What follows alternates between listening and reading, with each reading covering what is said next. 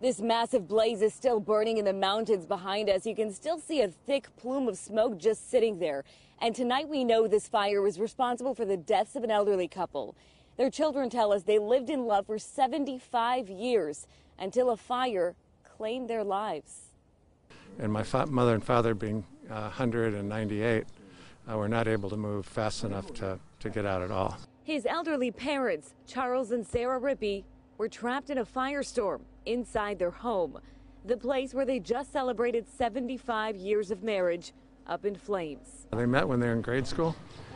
He was in 6th grade, she was in 4th grade. Mike Rippey is one of 5 children. He returned to sift through the rubble, broken china, and a patio chair that once overlooked the beautiful hills of Napa Valley. He says they found his father's body right over there in the living room. He says they could tell by where they found him that he tried to get to his wife's bedroom, but never made it. When you have elderly people who are not as mobile, it puts on an additional level of concern. Cal Fire Chief David Shue says it took less than 2 hours for the fast-moving flames to take out thousands of acres before torching this Napa retirement community, lush vineyards, and neighborhood after neighborhood. I don't know what to really do from here on out.